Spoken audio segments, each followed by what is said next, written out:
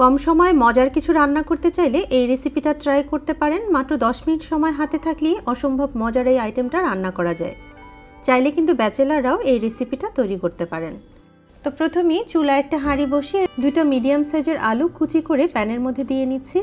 আর ধুয়ে ভিজিয়ে রাখা মসুর ডাল দিয়ে নিচ্ছি 1 কাপ পরিমাণ। পেঁয়াজ কুচি দিচ্ছি 1/2 কাপ। রসুন কুচি দিচ্ছি 2 টেবিল স্পুনের মতো। কয়েকটা কাঁচা মরিচ এভাবে ফালি করে এর মধ্যে দিয়ে নিচ্ছি। স্বাদ অনুযায়ী লবণ দিচ্ছি। হলুদের গুঁড়া দিচ্ছি 1 চা চামচ। লাল মরিচের গুঁড়ো দিচ্ছি 1 চা চামচ। আর তেল দিয়ে নিচ্ছি 2 টেবিল চামচের মতো। এরপর হাত দিয়ে সব কিছুকে ভালো করে একটু মিক্স করে নিতে হবে। এ পর্যায়ে একটু সময় নিয়ে ভালো করে মাখাতে হবে। এই রেসিপিটা কিন্তু খেতে অসম্ভব মজার হয়ে থাকে।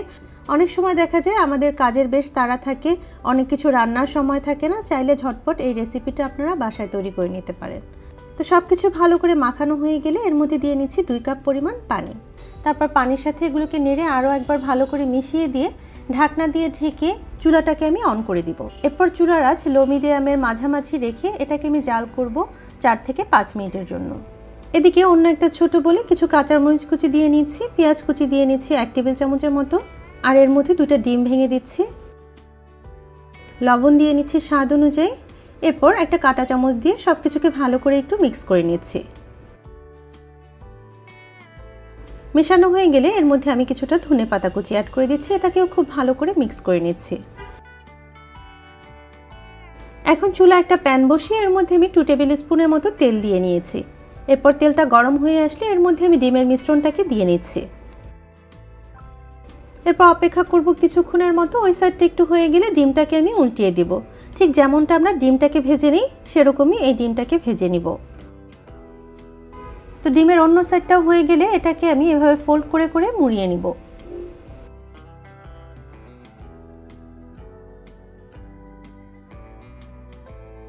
এরপর এটাকে স্লাইস করে করে কেটে নিচ্ছি।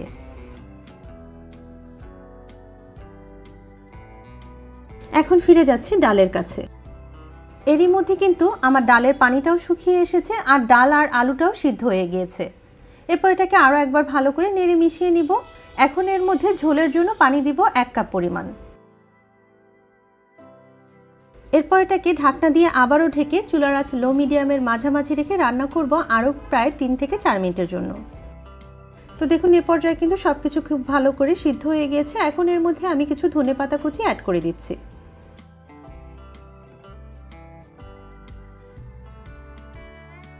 এখন ডিম ভেজে নিয়ে ওই প্যানের মাঝে আরও 1 টেবিল চামচের মতো তেল দিয়ে নিচ্ছি। তেলটা গরম হয়ে আসলে এর মধ্যে আমি 4টা শুকনো মরিচ দিয়ে নিচ্ছি।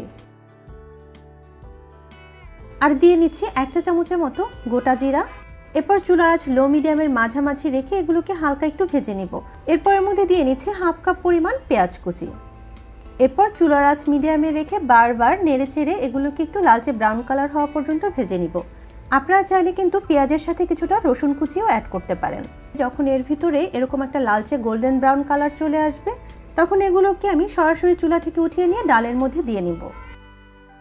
ডালের মধ্যে এই পেঁয়াজের ফোড়নটাকে দিয়ে এরপরে আমি ভেজে রাখা ডিমগুলোকে এর মধ্যে দিয়ে নিব। তারপর এটাকে ঢাকনা দিয়ে ঢেকে রান্না করব আরও প্রায় 1 থেকে 1.5 মিনিটের মতো। এই তো দেখুন হয়ে গেল খুবই সহজে একটা মজার রেসিপি। খুব সাধারণ কিছু উপকরণ দিয়ে এটা রান্না করলেও এটা খেতে অসম্ভব মজার হয়ে থাকে। এই রেসিপিটা বাসায় তৈরি করলে আপনার সামনে হাজারো আইটেম থাকলে এই এক তরকারিতেই আপনার খাওয়া কমপ্লিট হয়ে যাবে, কারণ এটা এতটাই টেস্টি হয়ে থাকে।